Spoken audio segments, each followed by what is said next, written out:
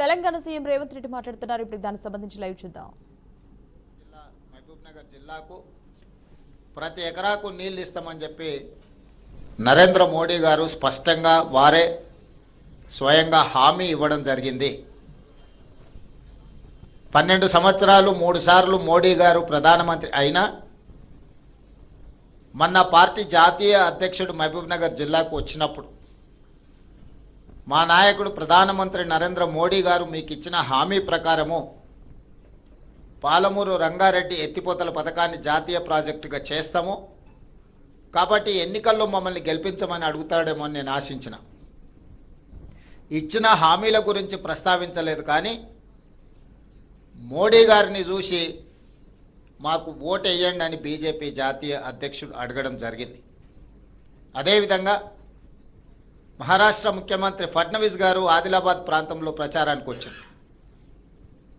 ఎప్పటి నుండో కొన్ని దశాబ్దాలుగా ప్రాణహిత చేవెళ్ల ప్రాజెక్టుకు సంబంధించి తుమ్మిడిహెట్టి దగ్గర 152 మీటర్ల ఎత్తున ప్రాజెక్టు నిర్మించడం ద్వారా ఉమ్మడి ఆదిలాబాదు జిల్లాతో పాటు ఉమ్మడి రంగారెడ్డి జిల్లా వరకు గోదావరి నదీ జలాలను తరలించడానికి అవకాశం ఉంది.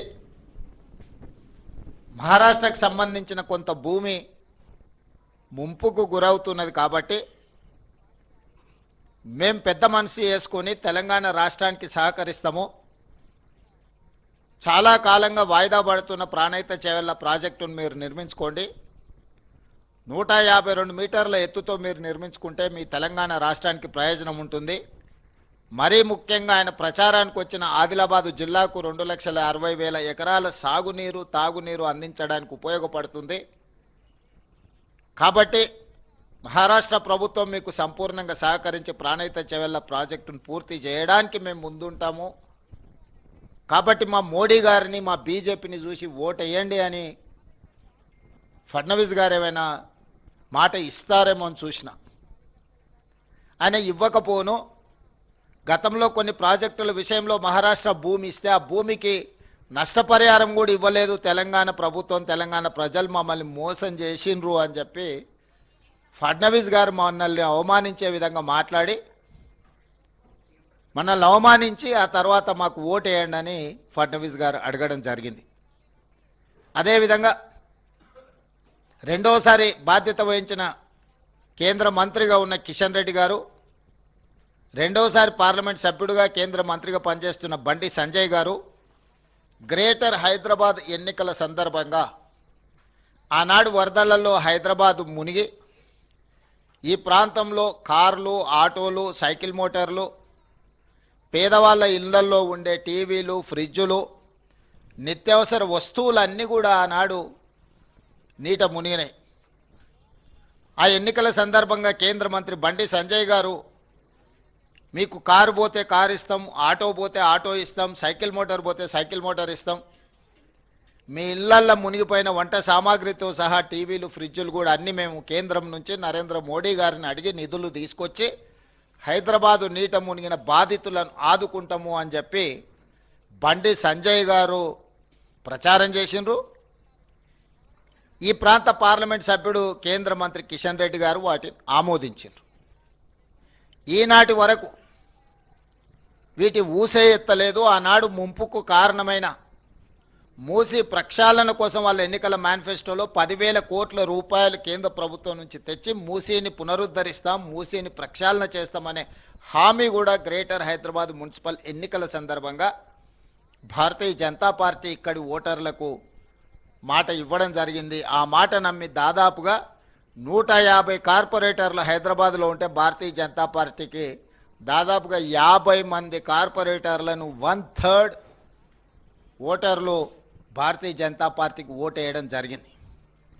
ఆనాటి నుంచి ఈనాటి వరకు బండి సంజయ్ గారు ఇచ్చిన బండి పోతే బండి, ఆటో పోతే ఆటో, లేకపోతే సైకిల్ మోటార్ పోతే సైకిల్ మోటారు ఇస్తా అని చెప్పి ఎన్నికల తర్వాత అడిగితే మీకు అందరికీ ఇన్సూరెన్స్ ఉంది కదా, ఇన్సూరెన్స్ ద్వారా మీకు ఇవన్నీ వస్తాయని ఆయన ఉచిత సలహా ఇచ్చిండ్రు. ఒక సామెత ఉన్నది, సత్రం భోజనానికి నెల్లూరు పెద్దారెడ్డి గారు రికమెండేషన్ లెటర్ ఇచ్చిండంట. సత్రంలో పెట్టేదే ఉచిత భోజనం. వాళ్ళు భోజనం పెట్టే సమయంలో ఎవరు వచ్చినా కూడా వాళ్ళకు ఉచితంగా పెడతారు. దానికి నెల్లూరు పెద్దారెడ్డి పెద్ద ఎత్తున రికమెండేషన్ లెటర్ రాసి దాన్ని మొత్తం ఫ్రేమ్ కట్టించి పంపించాల్సిన అవసరం లేదు. ఇన్సూరెన్స్ ద్వారా ఇన్సూరెన్స్ ఉంటే ఆ ఇన్సూరెన్స్ పొందడం ఎలా, ఇన్సూరెన్స్ చేసుకున్న వాళ్ళకి తెలియదా? దానికి బండి సంజయ్ గారి రికమెండేషన్ ఎందుకు? ఈనాడు కూడా కిషన్ రెడ్డి గారు, బండి సంజయ్ గారు, భారతీయ జనతా పార్టీ జాతీయ అధ్యక్షుడు, పక్క రాష్ట్ర ముఖ్యమంత్రి ఫడ్నవీస్ గారు, బీజేపీ అధ్యక్షుడు రామచంద్రరావు గారు 3 సార్లు ప్రధానమంత్రిగా 12 సంవత్సరాల నుంచి కేంద్రంలో అధికారంలో ఉన్న బీజేపీ ఈరోజు మున్సిపల్లో ఓటు వేస్తే కేంద్రం నుంచి నిధులు తెచ్చి మేము అభివృద్ధి చేస్తామని మాట ఇస్తున్నారు. ఇది నమ్మశక్యమైన మాటనేనా? మిమ్మల్ని నమ్మొచ్చా? 12 సంవత్సరాల మీ గత చరిత్రను చూసిన తర్వాత తెలంగాణ సమాజం ఇంకా మిమ్మల్ని నమ్మి మోసపోవాలని, నమ్మించి మోసం చేయాలని ఈరోజు మీరు ఓటర్లను ఓట్లు అడుగుతున్నారు అని అంటే ఇది తెలంగాణ ఓటర్లను, తెలంగాణ ప్రజలను అవమానించినట్టు కాదా? అదేవిధంగా పదే పదే సందర్భం వచ్చినప్పుడు మేము ఇన్ని లక్షల కోట్లు, అన్ని లక్షల కోట్లు తెలంగాణ రాష్ట్రానికి ఇచ్చినాము, ఇవన్నీ నిధులు తెచ్చినామని చెప్పి కేంద్రం నుంచి మంత్రులు ప్రహ్లాద్ జోషి గారు వచ్చి మన 20 లక్షల కోట్లు మీకు ఇచ్చినామనేదో ప్రకటన చేసి, ఇంకొక మంత్రి వచ్చి 6-7 లక్షలు అన్నారు. ఏ మంత్రి వచ్చినా లక్షల కోట్ల రూపాయల ముచ్చటనే చెప్తున్నారు. దీనికి ఏంది అని అంటే నేను మా చీఫ్ సెక్రటరీ గారిని, ఫైనాన్స్ సెక్రటరీ గారిని అడిగిన, నిజంగా ఈ నిధులు వచ్చినాయా, వస్తే ఎక్కడున్నాయి, ఎక్కడ దాచిపెట్టారు, మరి అందులోకి వెళ్ళి ఆ ఖజానాలో నుంచి కొంతైనా తీసుకొని ఇప్పుడున్న సమస్యల్ని మరి పరిష్కరిద్దాం. ముఖ్యంగా మున్సిపాలిటీలలో ఎక్కడికక్కడ సమస్యలు పేరుకపోయినాయి. ఆ సమస్యలను పరిష్కరించడానికి కేంద్రం ఇచ్చిన నిధుల గురించి ఒకసారి నాకు వివరాలు చెప్పండి అని అంటే మా ఫైనాన్స్ సెక్రటరీ, మా చీఫ్ సెక్రటరీ గారు వచ్చి కూర్చొని, సార్ ఇందులో ప్లానింగ్ కమిషన్ రికమెండేషన్స్ ప్రకారం రాష్ట్ర ప్రభుత్వం కేంద్ర ప్రభుత్వాలకు చెల్లిస్తున్న పన్నులలో రాజ్యాంగబద్ధంగా ఆయా రాష్ట్రాలకు హక్కు ఉన్నది. జనాభా ప్రాతిపదికన, ఇతర ప్రాతిపదికన ప్లానింగ్ కమిషన్ రికమెండేషన్స్ ప్రకారం ఆయా రాష్ట్రాలకు కేంద్ర ప్రభుత్వం నిధులను విడుదల చేస్తుంది. తెలంగాణ రాష్ట్రం నుంచి కేంద్రానికి మనం చెల్లించే ప్రతి రూపాయికి 42 పైసలు తిరిగి మనకు కేంద్రం ఆ నిధులను వెనక్కి పంపుతుంది అని చెప్పాను. నేను అడిగిన మరి ఇతర రాష్ట్రాల పరిస్థితి ఏంది? తెలంగాణ రాష్ట్రానికి, కేంద్రానికి తెలంగాణ రాష్ట్ర ప్రజలు ₹1, తెలంగాణ రాష్ట్ర ప్రభుత్వం ₹1 పన్నుల రూపంలో చెల్లిస్తే అందులో నుంచి 58 పైసలు కేంద్ర ప్రభుత్వం పట్టుకొని తెలంగాణకు 42 పైసలు ఇస్తున్నారు అని చెప్పాను. అప్పుడు నేను మిగతా తెలంగాణ రాష్ట్రంలో కర్ణాటకకి ఎంత వస్తున్నది అని అడిగిన. రూపాయి కర్ణాటక చెల్లిస్తే 16 పైసలు కర్ణాటకకి ఇస్తున్నారు. తమిళనాడుకి ఎంత ఇస్తున్నారు అని అంటే రూపాయి చెల్లిస్తే తమిళనాడుకి 26 పైసలు ఇస్తున్నారు. తెలంగాణకు 42 పైసలు ఇస్తున్నారు. కేరళకు 49 పైసలు ఇస్తున్నారు. దక్షిణాది రాష్ట్రాలైన కర్ణాటకకి ₹1 కేంద్రానికి పన్ను చెల్లిస్తే 16 పైసలు తిరిగి మనకు పథకాల రూపంలో వస్తున్నాయి. తమిళనాడు ₹1 చెల్లిస్తే తమిళనాడుకు 26 పైసలు వస్తున్నాయి. తెలంగాణ రాష్ట్రానికి 42 పైసలు వస్తున్నాయి ₹1. కేరళ రాష్ట్రానికి 49 పైసలు వస్తున్నాయని చెప్పి దక్షిణాది రాష్ట్రాలకు సంబంధించి ఈ రకమైన వివక్ష ప్లానింగ్ కమిషన్ అంచనాలు లెక్కలు వేయడంలోనే లోపభూయిష్టంగా ఉండి దక్షిణాది రాష్ట్రాలకు భారతీయ జనతా పార్టీ తీరని అన్యాయం చేస్తుంది. మనకు రావాల్సిన నిధులు మన వాటా సక్రమంగా దక్కడం లేదు అని చెప్పి అధికారిక లెక్కలు చెప్పారు. సరే మంచిది, మరి ఉత్తరాది రాష్ట్రాలు, బీజేపీ అధికారంలో ఉన్న రాష్ట్రాల పరిస్థితి ఏంది అని అడిగినప్పుడు బీహార్ రాష్ట్రం ₹1 పన్ను చెల్లిస్తే బీహార్కు ₹6.06 కేంద్రం నిధులు విడుదల చేస్తుంది. మధ్యప్రదేశ్కి ₹1 మధ్యప్రదేశ్ ప్రజలు పన్ను చెల్లిస్తే ₹2.09 మధ్యప్రదేశ్కు కేంద్ర ప్రభుత్వం నిధులు కేటాయిస్తుంది. అదే పెద్ద రాష్ట్రమైన ఉత్తరప్రదేశ్ పరిస్థితి ఏంది అని అంటే ₹1 ఉత్తరప్రదేశ్ కేంద్రానికి చెల్లిస్తే ₹2.03 ఈరోజు ఉత్తరప్రదేశ్కి కేంద్రం నిధులు విడుదల చేస్తుంది. మరి ఇప్పుడు నేను కేంద్రం నుంచి వచ్చి కేంద్రం మీకు ఇన్ని లక్షల కోట్లు ఇస్తుంది అని చెప్పినప్పుడు నేను స్పష్టంగా బండి సంజయ్ గారిని, కిషన్ రెడ్డి గారిని, ఇతర రాష్ట్రాల నుంచి వచ్చిన వాళ్లకు ఎట్లాగూ మన పట్ల, మన రాష్ట్రం పట్ల ప్రేమ లేదు, వాళ్ళు మన వాళ్ళు కాదు, వాళ్ళు మనకు నిధులు ఇవ్వరు, కేంద్ర మంత్రిగా పనిచేస్తున్న కిషన్ రెడ్డి గారిని, బండి సంజయ్ గారిని నేను అడుగుతున్నా, దక్షిణాది రాష్ట్రాలకు కర్ణాటక, తమిళనాడు, కేరళతో పాటు తెలంగాణకు తీరని అన్యాయం జరుగుతున్నప్పుడు మిగతా 3 రాష్ట్రాలను పక్కన పెట్టని తెలంగాణ రాష్ట్రం ₹1 చెల్లిస్తే 42 పైసలు మాత్రమే మనకు వస్తున్నప్పుడు ఏ రోజైనా మోడీ గారిని కానీ, కేంద్ర ప్రభుత్వాన్ని కానీ, ప్లానింగ్ కమిషన్ను కానీ, నీతి ఆయోగ్ను కానీ మా పట్ల వివక్ష ఉన్నది, మాకు రావాల్సిన నిధులు రావడం లేదు, ఇంకొక పక్కన బీహార్కు ₹6.06, మధ్యప్రదేశ్కు ₹2.09, ఉత్తరప్రదేశ్కు ₹2.03 మీరు అత్యధికంగా నిధులను తరలిస్తున్నారు. ఇది వివక్ష. ఈ వివక్షను సవరించండి, సరిదిద్దండి, తెలంగాణకు నిధులు ఇవ్వండి అని ఏ రోజైనా కిషన్ రెడ్డి గారు కానీ, బండి సంజయ్ గారు కానీ ఏమైనా మాట్లాడినరా? మన హక్కులు మనం చెల్లించిన దాంట్లో మనకు అదనంగా ఇవ్వకపోయినా మన రూపాయి మనకిచ్చినా మనకి ఎన్నో నిధులు రావాలి. వివక్షతోని మనకు అన్యాయం చేస్తుంటే అది దాచిపెట్టి, అది మూసిపెట్టి కేంద్రం నుంచి వస్తాదులను పిలిపించి తెలంగాణకేదో దయా దాక్షిణ్యము, దాన ధర్మాలు చేస్తున్నట్టుగా, తెలంగాణ ప్రజల ఆత్మ గౌరవాన్ని కించపరిచేటట్టుగా, తెలంగాణ ప్రజల యొక్క ఆత్మ గౌరవాన్ని ఢిల్లీలో మోడీ గారి దగ్గర తాకట్టు పెట్టినట్టుగా మీరు మాట్లాడడము మీ స్థాయికి, మీ హోదాకి, తెలంగాణ ప్రజలు మీకు ఇచ్చిన గౌరవానికి న్యాయమా? మీకు 8 పార్లమెంట్ సభ్యులు ఇస్తే మీరు తెలంగాణకు తీసుకొస్తున్నది ₹1 చెల్లిస్తే ఈరోజు 42 పైసలు. దీంట్లో ఇక్కడ కూడా నెల్లూరు పెద్దారెడ్డి రికమెండేషన్లు అవసరం లేదు. ప్లానింగ్ కమిషన్ క్యాలిక్యులేషన్స్ ప్రకారం, ఇతర రాజ్యాంగబద్ధంగా కల్పించిన హక్కు ప్రకారము ఒక ప్రాతిపదికన లెక్కలేసి డెవల్యూషన్ ఆటోమేటిక్గా రాష్ట్రాలకు పంపిస్తారు. దీంట్లో ఎవ్వరేం చేసేది లేదు. ఆటో మోడ్ ఆటోమేటిక్గా నీకు రావాల్సింది వస్తుంది. దీంట్లో ఎవరి ప్రయత్నం కానీ, ఎవరి ఆలోచన కానీ, దాన్ని ఏదైనా పెంచాలంటే ప్రయత్నం చేయాలి కానీ ఈ ఆటో మోడ్లో డెవల్యూషన్ ప్రకారం మనకు రావాల్సింది మనకు వస్తుంది. ఇందులో ఎవరు చేసింది లేదు, ఎవరు తెచ్చింది లేదు. మరి కేంద్ర ప్రభుత్వం నుంచి ఎట్లా తెచ్చుకోవాలని మీరు అడగొచ్చు. ఎస్, ఇన్కమ్ ట్యాక్స్ కానీ, క్యాపిటల్ గెయిన్స్ కానీ, ఇతర రూపాలలో కేంద్ర ప్రభుత్వమే డైరెక్ట్గా పన్నులు వసూలు చేస్తుంది దేశం మొత్తం. అందులో హైయెస్ట్ క్యాపిటల్ గెయిన్స్లో కానీ, ఇన్కమ్ ట్యాక్స్లో కానీ, ఇతర రకరకాల పన్నుల రూపంలో తెలంగాణ రాష్ట్రం కూడా అత్యధికంగా, డెవలప్డ్ స్టేట్స్ అయిన దక్షిణాది రాష్ట్రాలే ఈ దేశంలో అత్యధికంగా పన్నులు చెల్లిస్తున్నారు.